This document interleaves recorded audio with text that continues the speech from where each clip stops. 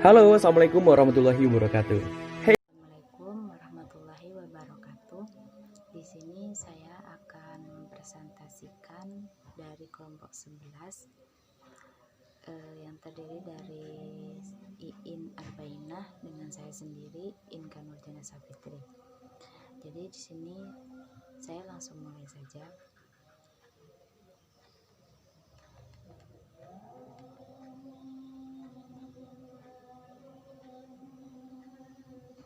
Tentang tasyridi negara-negara Timur Tengah, Mesir. Penduduk asal Mesir sangat beragam. Ada pengaruh dari Mediterania seperti Arab dan Italia, dan Arab muncul di utara. Ada beberapa penduduk asli hitam di daerah selatan. Agama memiliki peranan penting dalam kehidupan di Mesir. Secara tak resmi, azan yang dikumandangkan 5 kali sehari menjadi penentu berbagai kegiatan. Kairo juga dikenal sebagai menara masjid dan gereja.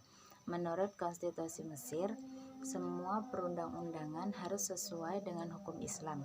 Negara mengakui mazhab Hanafi lewat Kementerian Agama. Imam dilatih di sekolah keahlian untuk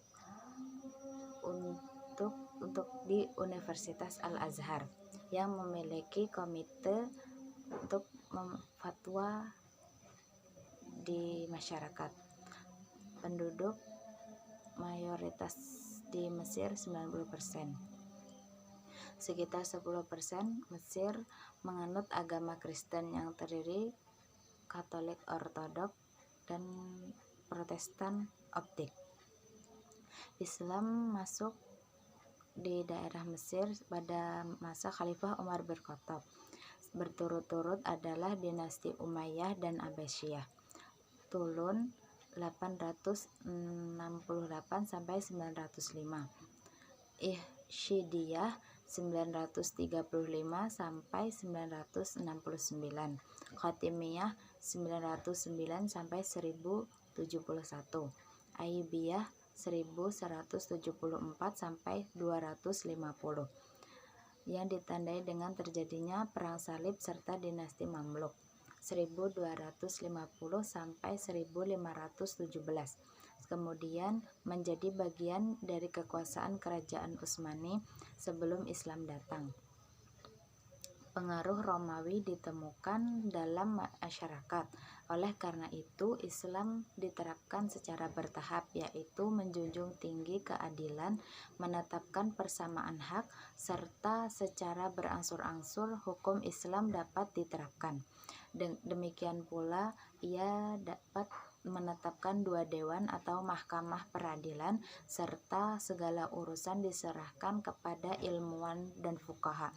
Amr bin As adalah orang yang pertama meletakkan dasar mahkamah tersebut, dan bahkan ia dianggap bahwa orang pertama yang memisahkan antara bidang agama dan perdata jika terjadi perselisihan antara orang muslim dan muslim.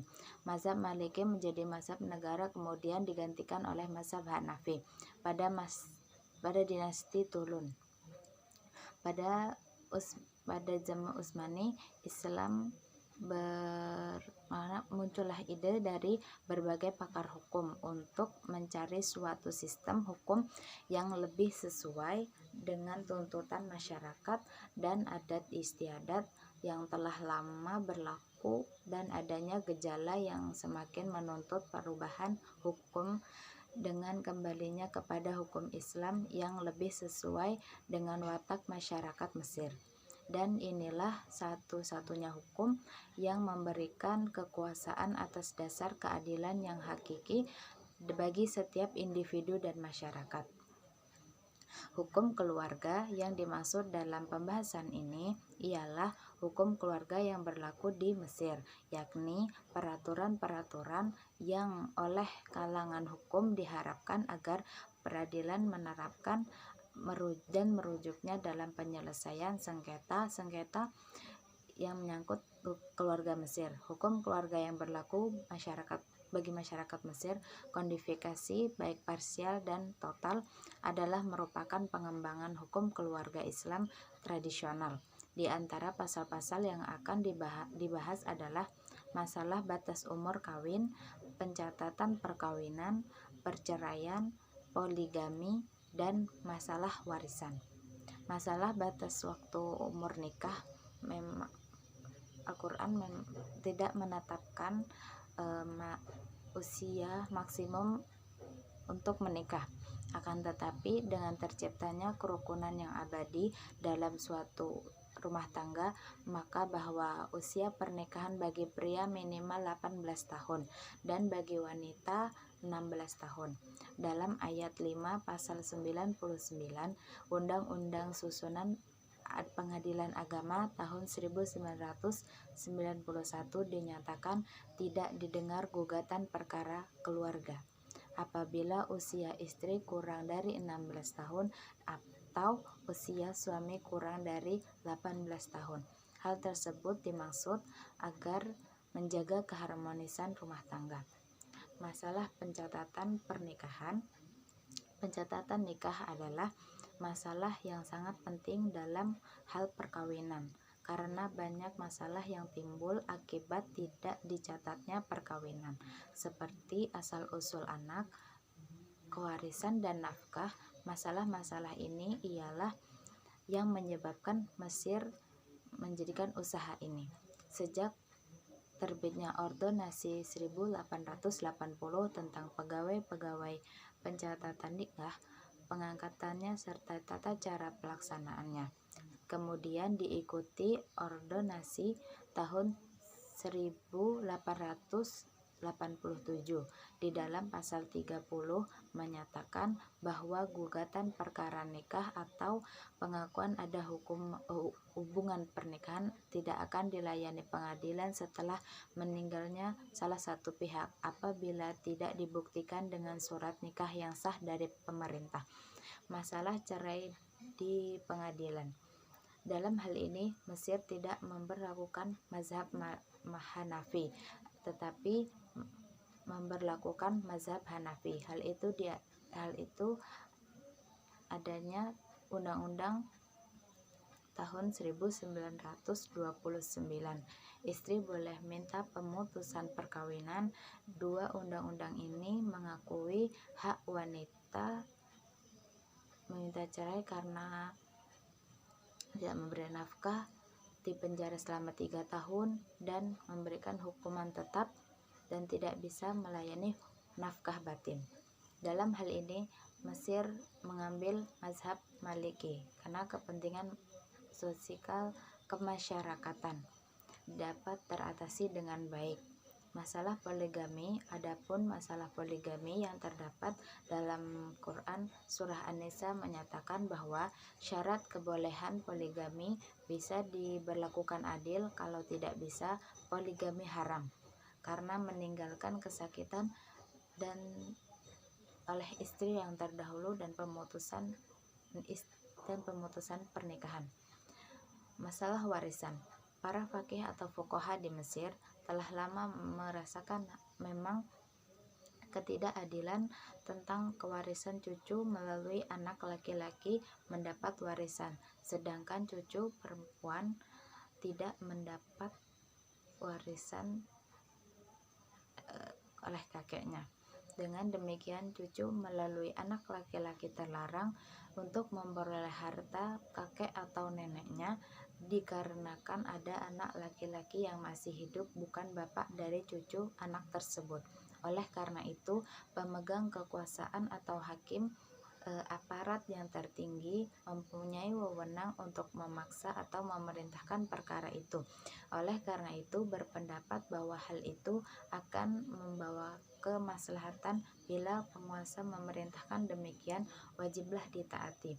Pengaturan tersebut dituangkan Kitab Undang-Undang Hukum Wasiat Mesir tahun 1946 nomor 71 dalam pasal 76, 77, 78 menetapkan bahwa pewaris boleh berwasiat oleh yang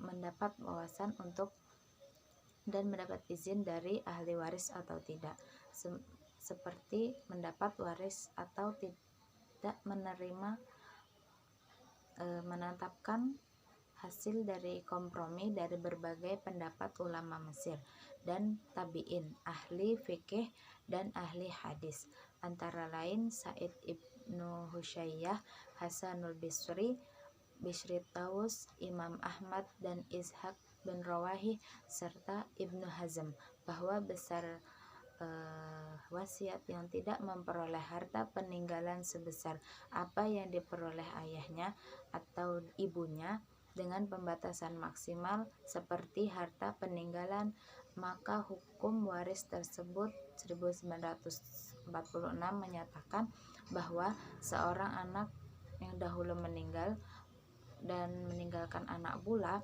maka si cucu menggantikan ayahnya dalam mewarisi kakek atau neneknya dengan cara memperoleh wasiat wajibah tidak lebih sepertiga harta. Pembaharuan hukum keluarga di Mesir. Pada 1979 dilakukan amandemen kedua terhadap pasal pada undang-undang sebelumnya. Setelah itu tercatat 2 kali amandemen terhadap hukum di Mesir pada tahun 1979 dan 1985. Reformasi hukum keluarga antara lain dengan masalah poligami, wasiat wajibah, warisan, dan pengasuhan anak. Hukum Islam dalam bentuk peraturan perundang-undangan di Mesir antara lain dapat dilihat dalam perundang-undangan tentang status personal dan pemeliharaan yang mengalami perubahan-perubahan dalam rentang tahun 1920 sampai 1929, Undang-Undang tentang Pemeliharaan Wasiat dan Wakaf. Terima kasih. Dalam rentang tahun 1943 sampai 1952, Undang-Undang Perdata tentang Peradilan rentang waktu 1931 sampai 1955. Pembentukan lembaga pengawas personal rentang waktu 1955 sampai 1976. Amandemen hukum status personal tahun 1985. Kodifikasi hukum keluarga meliputi hukum perceraian, wasiat, ahliyah atau kecakapan bertindak hukum, serta warisan dan hibah. Meskipun belum dinyatakan resmi berlaku oleh pemerintah, kodifikasi tersebut telah dijadikan sebagai bahan rujukan oleh para hakim untuk memutuskan berbagai masalah pribadi dan keluarga di pengadilan. Mungkin ini saja presentasi atau video dari kelompok 11, yaitu Iin, Arbainah, dan Inka Nurjana Sapitri. Kurang dan lebihnya saya mohon maaf. Wassalamualaikum warahmatullahi wabarakatuh.